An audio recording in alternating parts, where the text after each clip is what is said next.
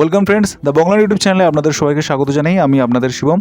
তো বন্ধুরা, আপনারা জানেন ইতিমধ্যে হাইকোর্টে যে ওবিসি মামলাটি চলছিল, সেই ওবিসি মামলাটি স্থানান্তরিত হয়েছিল সুপ্রিম কোর্টে। সুপ্রিম কোর্টে আজকে প্রাথমিক রায় ঘোষণা হয়েছে এবং পরবর্তী রায় আগস্টের 4 তারিখে হিয়ারিং হবে। সেই হিয়ারিং ডেট দিয়ে দেওয়া রয়েছে এবং সঙ্গে সঙ্গে হাইকোর্টের যে রায় ছিল, সে হাইকোর্টের রায়টিকে দেখে সুপ্রিম কোর্ট স্তম্ভিত হয়েছে এবং হাইকোর্টকে নোটিশ করা হবে সে বিষয়ে তারা উল্লেখ করেছেন। এবং সঙ্গে সঙ্গে নিয়োগ প্রক্রিয়া থেকে যে শিক্ষা সংক্রান্ত যে অ্যাডমিশন প্রসিডিওরগুলো চলছিল, যেগুলো এতদিন পর্যন্ত বন্ধ ছিল, সেগুলো পরবর্তীকালে কীভাবে হবে তার সম্পূর্ণ আপডেটটি নিয়ে চলে এসেছি আজকের এই ভিডিওটিতে। তো বন্ধুরা, যারা যারা এই চ্যানেলে নতুন, অবশ্যই আপনারা চ্যানেলটাকে সাবস্ক্রাইব করে রাখুন এরকম ভিডিওগুলো, যাতে আপনারা টাইম টু টাইম সবার আগে পেয়ে যান। বন্ধুরা, আপনারা দেখতে পাচ্ছেন বিভিন্ন সংবাদ মাধ্যমে, দ্য টাইমস অফ ইন্ডিয়া থেকে, দ্য হিন্দু থেকে, সমস্ত জায়গা থেকে কিন্তু আপনারা দেখতে পাচ্ছেন যে বিভিন্ন আর্টিকেলস কিন্তু পাবলিশড হচ্ছে। Prima facie erroneous SC stage Calcutta high court stay on Bengal new OBC list next hearing on August 4। অর্থাৎ যেখানে প্রাথমিকভাবে যে রায়টা দেওয়া হয়েছে, অর্থাৎ ক্যালকাটা হাইকোর্টের পক্ষ থেকে, সেটা কিন্তু দেখেই প্রথমেই কিন্তু ভ্রান্ত বলে বা ভুল বলে সেটা কিন্তু ধারণা করে নিচ্ছে এবং সেই মর্মেই সুপ্রিম কোর্ট কিন্তু জানিয়েছে। এবং এই রিলেটেড দেখতে পাচ্ছেন যে অনেক আর্টিকেল কিন্তু বিভিন্ন আপনাদের মিডিয়াতে প্রকাশিত হয়েছে, বিভিন্ন প্রিন্টেড মিডিয়াগুলোতে বা ডিজিটাল মিডিয়াগুলোতে এগুলো কিন্তু প্রকাশিত হওয়া শুরু হয়ে গেছে। Supreme Court stay Calcutta High Court orders on West Bengal OBC list. অর্থাৎ যেখানে ক্যালকাটা হাইকোর্টের যে অর্ডারটা ছিল, যে স্থগিতাদেশ ছিল, সেই স্থগিতাদেশের ওপরে আবার স্থগিতাদেশ দিয়েছে সুপ্রিম কোর্ট। অর্থাৎ এর মানে এটাই হচ্ছে যে বর্তমান যে নিউ লিস্টটা পাবলিশড হয়েছে রাজ্য সরকারের পক্ষ থেকে, সেই রাজ্য সরকারের সেই লিস্ট মেনে পরবর্তীকালে সমস্ত নিয়োগ প্রক্রিয়াগুলো চলবে। তো ডিটেলসটা কী রয়েছে আপনাদের সঙ্গে শেয়ার করি। যেখানে বলা হয়েছে ওবিসি মামলা, হাইকোর্টের রায়, সুপ্রিম কোর্ট স্থগিতাদেশ, উচ্চ আদালতের ভূমিকায় প্রশ্ন প্রধান বিচারপতির, এবং মামলা ফেরত এলো হাইকোর্টে এবং আগামী 6 থেকে 8 সপ্তাহের মধ্যে শুনানির শেষের নির্দেশ। তো দেখতে পাচ্ছেন আনন্দবাজার.কমেও কিন্তু এটা পাবলিশড হয়েছে, যেখানে বলা হয়েছে ওবিসি শংসাপত্রের বিজ্ঞপ্তি নিয়ে হাইকোর্টের নির্দেশে অন্তর্বর্তী স্থগিতাদেশ দিল সুপ্রিম কোর্ট। রাজ্যের ভর্তি প্রক্রিয়ায় কাটল জট। রাজ্যের ওবিসি সার্টিফিকেট সংক্রান্ত সব বিজ্ঞপ্তির উপরে স্থগিতাদেশ দিয়েছিল ক্যালকাটা হাইকোর্ট এবং সেই নির্দেশকে চ্যালেঞ্জ করে সুপ্রিম কোর্টে যায় রাজ্য। এবং সোমবার হাইকোর্টের নির্দেশে অন্তর্বর্তী স্থগিতাদেশ দিয়েছে শীর্ষ আদালত। যেখানে কি বলা হয়েছে, অন্য অনগ্রসর ওবিসি শংসাপত্রের বিজ্ঞপ্তি সংক্রান্ত মামলায় কলকাতা হাইকোর্টের নির্দেশের উপর অন্তর্বর্তী স্থগিতাদেশ দিল সুপ্রিম কোর্ট। কারণ রাজ্যের ওবিসি সার্টিফিকেট সংক্রান্ত সব বিজ্ঞপ্তির উপর সম্প্রতি স্থগিতাদেশ দিয়েছিল ক্যালকাটা হাইকোর্ট, যেটা আপনারা সবাই জানেন। এবং ওই নির্দেশকে চ্যালেঞ্জ করে সুপ্রিম কোর্টে যায় রাজ্য এবং হাইকোর্টের ওই নির্দেশের উপর সোমবার স্থগিতাদেশ দিল শীর্ষ আদালত। বুঝতেই পেরেছেন যে যেই নতুন লিস্টটা পাবলিশড হয়েছিল ক্যালকাটা হাইকোর্টের পক্ষে থেকে, যেটাকে স্থগিতাদেশ দেওয়া হয়েছিল, এবং সেই রায়ের উপরে কিন্তু আবার স্থগিতাদেশ দিল শীর্ষ আদালত।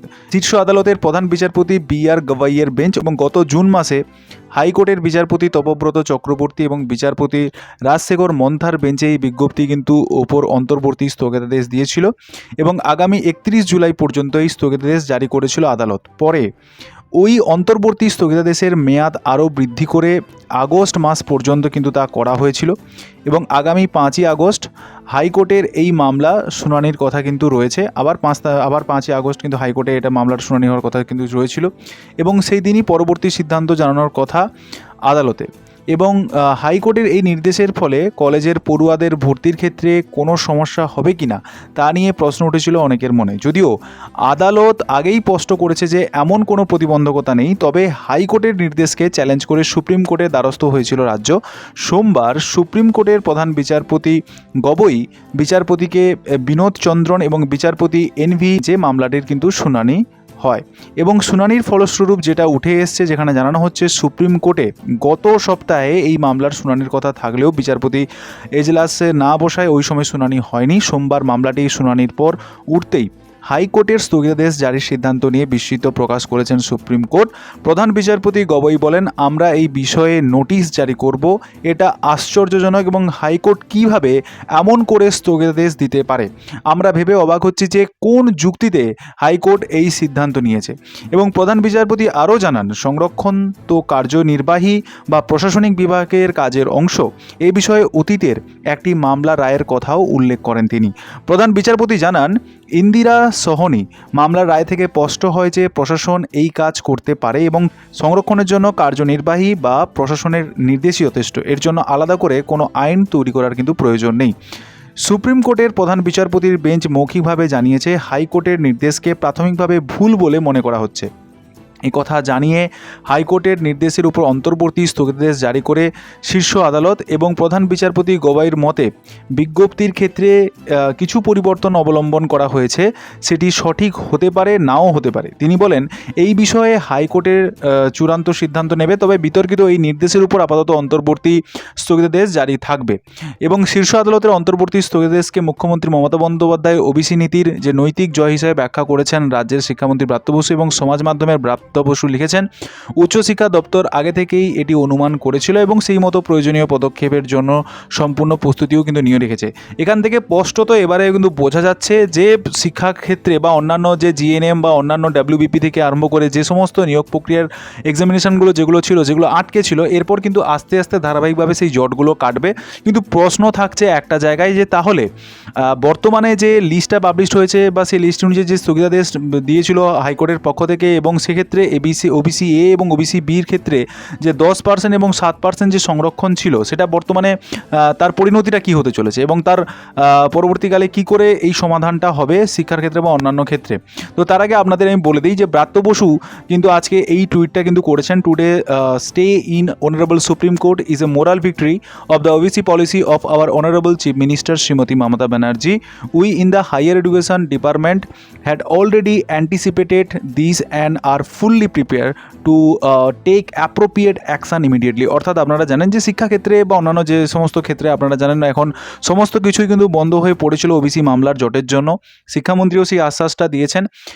তো এরপরে আপনাদের যে ডাউটটা যেটা থাকবে, সেই ডাউটটা হচ্ছে যে কী করে এরপরে আপনাদের সির যে এ এবং বি ক্যাটাগরি আছে সেটা কী করে হবে।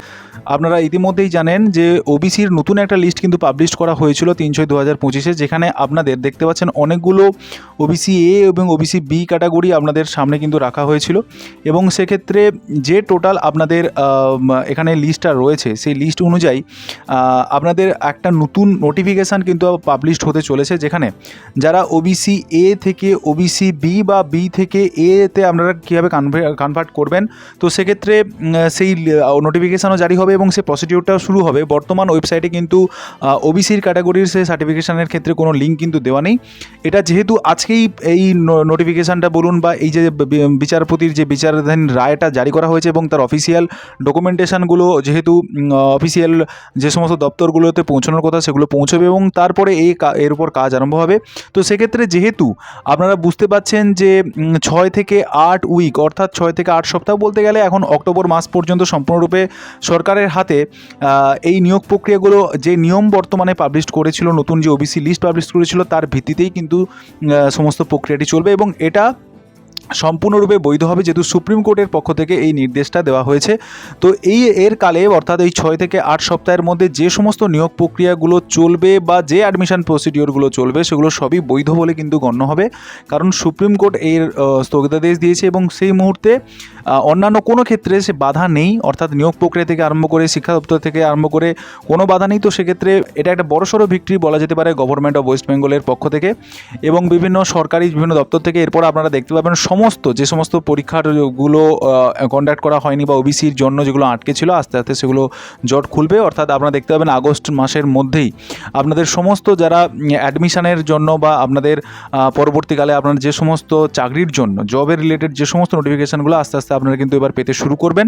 তো সেক্ষেত্রে আর কোনো অবকাশ থাকলো না। তো আজকে পর্যন্ত এই বন্ধুরা এই আপডেটটা থাকলো। যদি কোনো ডাউট থাকে অবশ্যই আপনারা কমেন্ট সেকশানে জানান এবং যদি আপনাদের কোনো সাজেশান থাকে তাও আপনারা কমেন্ট সেকশানে জানান। ভিডিওটাকে অবশ্যই আপনারা লাইক করুন, নিজেদের বন্ধুবান্ধবের শেয়ার করুন, এই সমস্ত ডিটেলসটি যাতে তারা সম্পূর্ণরূপে পেয়ে যায়। তো দেখা হবে নতুন কোনো ভিডিওতে। Thanks for watching this video. নিজেকে প্রশ্ন করো, তুমি কি চাও শিক্ষক হতে, না তুমি খুঁজছো কেবলমাত্র একটা চাকরি? একজন শিক্ষক কেবলমাত্র ক্লাস নেন না, তিনি ভবিষ্যৎ গড়েন, তিনি সমাজ গড়েন, এক একটা ছাত্রের জীবনে আলো জ্বালান। হ্যাঁ, সিটেট ডিসেম্বর 2025-এর জন্য দ্য বাংলার নিয়ে এসছে দ্য ফাইটার ব্যাচ এবং এই ফাইটার ব্যাচ হচ্ছে তোমাদের জীবনের লক্ষ্য পূরণের সেই স্ট্র্যাটেজি, সেই পথ যেখানে অভিজ্ঞ শিক্ষকরা তোমাদের প্রপার গাইডেন্সের মাধ্যমে পৌঁছে দেবে তোমাদের অভীষ্ট লক্ষ্যে, তোমাদের শিক্ষক হওয়ার স্বপ্ন পূরণ করতে। এই ফাইটার ব্যাচের বিশেষত্ব কি রয়েছে? এই ফাইটার ব্যাচটি যেটা হতে চলেছে সম্পূর্ণ লাইভ ক্লাস, যেখানে তোমরা লাইভ ডাউট ক্লিয়ার করতে পারছো, সঙ্গে ওই লাইভ ক্লাস অ্যাটেম্প না করতে পারলে সেগুলো রেকর্ডিংয়ের ব্যবস্থা থাকছে, যেখানে তোমরা পেপার 1 এবং পেপার 2 এর ক্ষেত্রে সম্পূর্ণরূপে প্রিপারেশন নিতে পারছো, যেখানে তোমাদের চ্যাপ্টার ওয়াইজ তো মক টেস্ট থাকছে, সঙ্গে সঙ্গে ফুল লেন্থ মক টেস্টের মাধ্যমে তুমি কম্পিটিশনের কোন জায়গায় রয়েছো সেটা তোমরা বুঝতে পারবে। তো তোমরা যারা চাইছো সিটেটের এই ব্যাচে জয়েন করতে, তো নিচে দেওয়া যে হোয়াটসঅ্যাপ নাম্বার রয়েছে ওই হোয়াটসঅ্যাপ নাম্বারে তোমরা যোগাযোগ করো, এই কিউআর কোড স্ক্যান করে সরাসরি তোমরা ভর্তি হয়ে যাও। তো দেখা হবে তোমাদের নতুন জোশে, নতুনভাবে, নতুন স্ট্র্যাটেজিতে সিটেট লক্ষ্য পূরণের লড়াই, এবং যে লড়াই হবে বাংলার নেট সাথে।